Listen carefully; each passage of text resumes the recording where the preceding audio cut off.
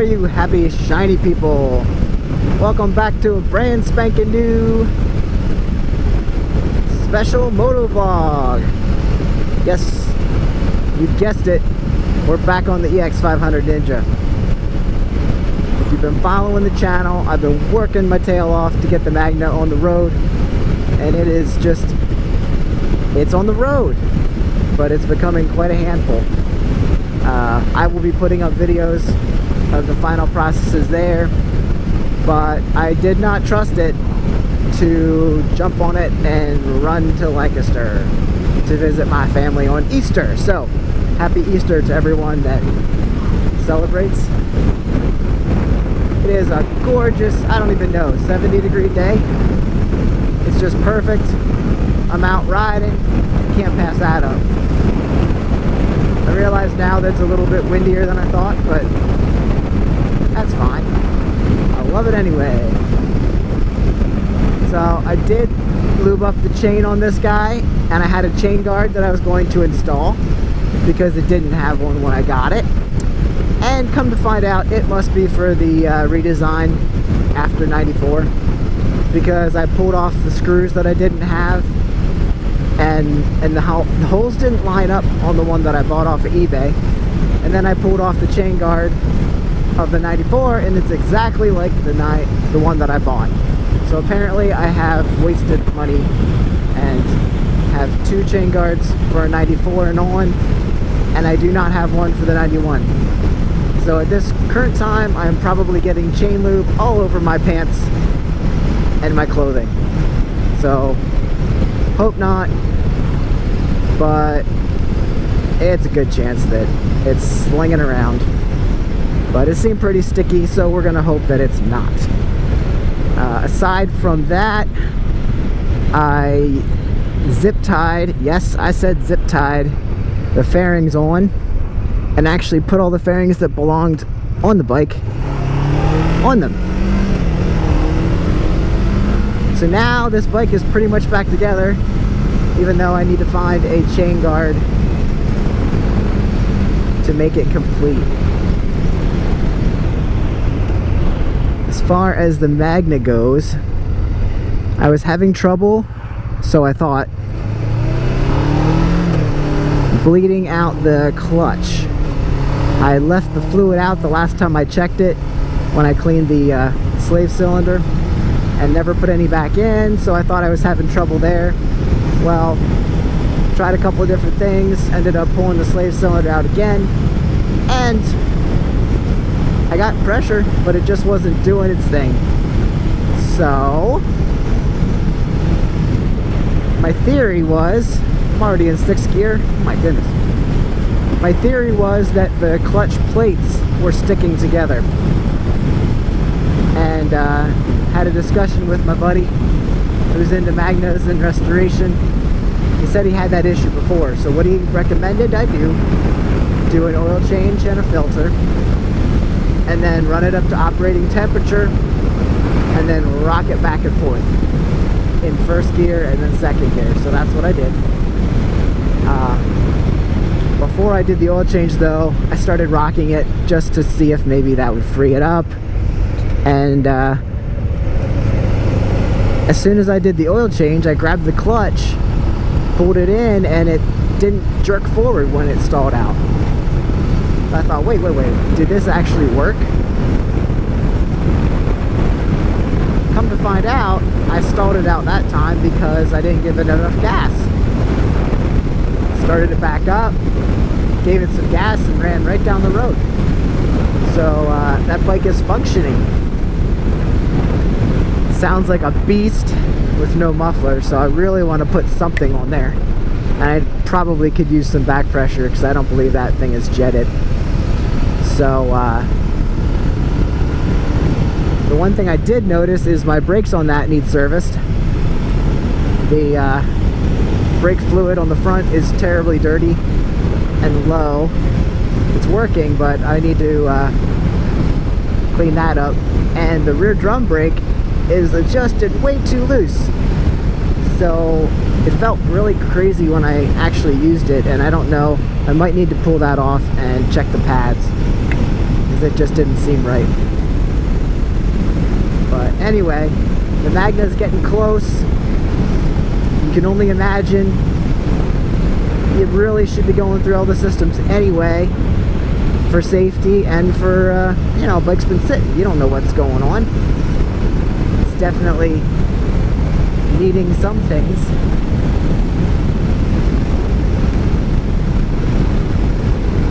But because I don't have a car and because I have motorcycles, if I'm not working, I'm riding motorcycles, because who wants to drive a work van around?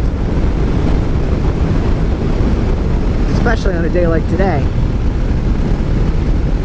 And some of you might notice I don't have gloves on. I don't know, guys, I don't always love wearing gloves. Days like this, I just love to feel the warm air on my hands.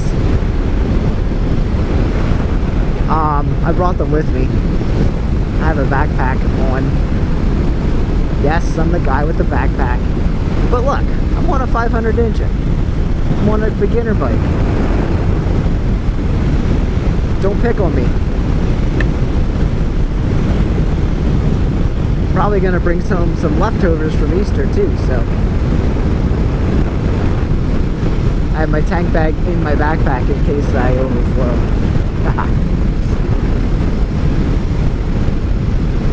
But if you need some rejuvenation for your soul, go jump on a motorcycle today and get out in the breeze. Pay attention to what you're doing. A couple things. This bike feels so weird and so different compared to the Magna.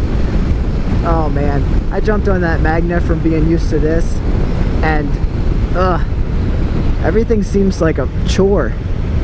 I had to reach for the turn signal button, and that doesn't have an easy little push to turn it off, and it doesn't self-correct, so you gotta actually push it back and forth.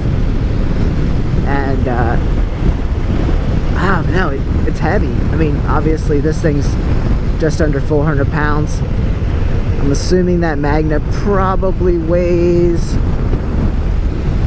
I'd have to look up specs, but at least maybe 480, probably another 100 pounds or so. So it's not easy to flick around. But like I said, it was a handful with the brakes not functioning correctly, and something I'm worried about on that thing is the choke. Because ever since I put the choke lever on and lubed up the system, which maybe I shouldn't have done, you turn it on and it does not, I can't keep it up. Like, I have to hold it in place until it warms up, which only takes a few minutes, so it's not a big deal, but at least it's not sticking open like it was. So I guess I can't complain too hard. But I'm trying to think if there's anything else I could tell you about the Ninja. Back to the Magna, I took it out for that little spin and my rear tire kicked out, and realized that there was only 10 pounds of pressure in my tires. So I pumped them up to 40, and she's probably much ready to be much more under control. Still need to do shaft drive fluid change on that Magna. But like I said, hopefully she's almost there. Look at this beautiful countryside. Green grass everywhere. Spring is here, guys.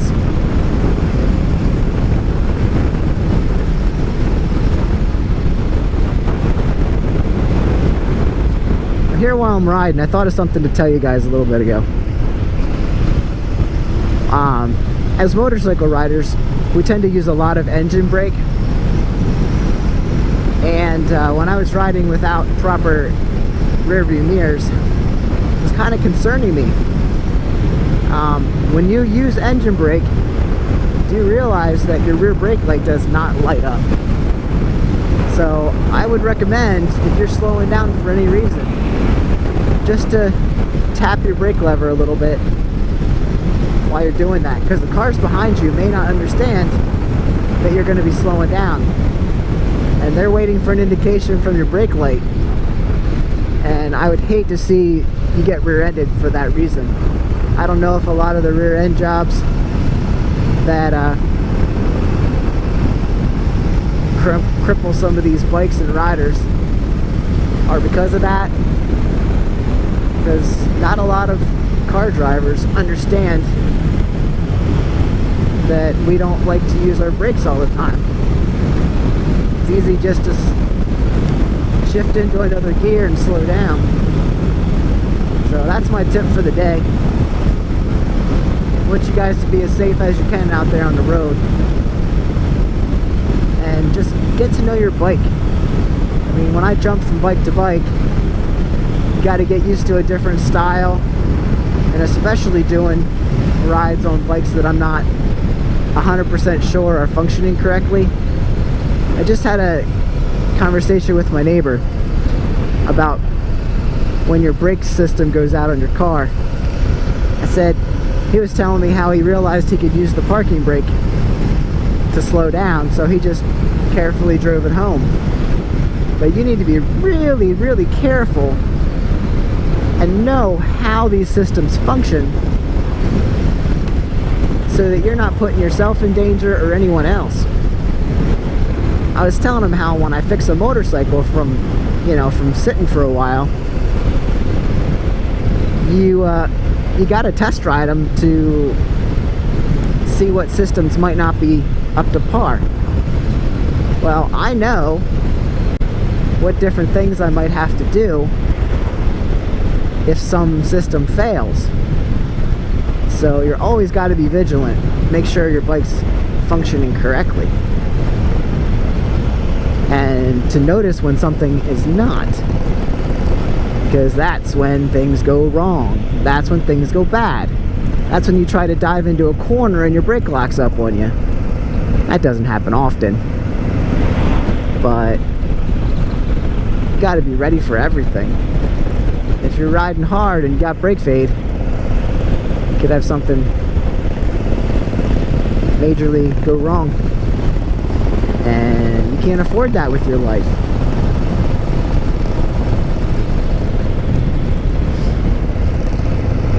Out here riding with the fellow biker. He must be on a classic. He doesn't have turn signals.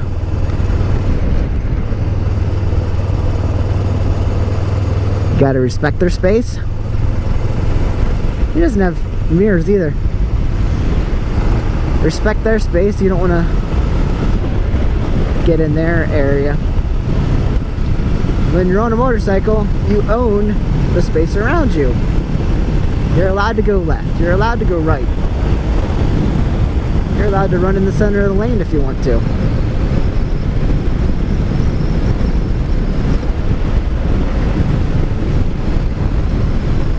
Take a full turn to run the whole lane.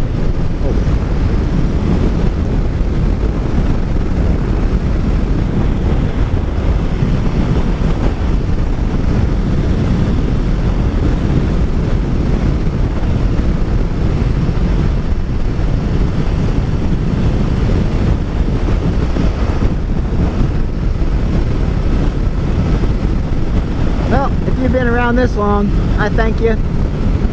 It's been fun talking to you. Subscribe, come back for the next one. This channel, we do everything motor related, and try to fix things. We try to fix things. Sometimes it works, sometimes it doesn't, but we try.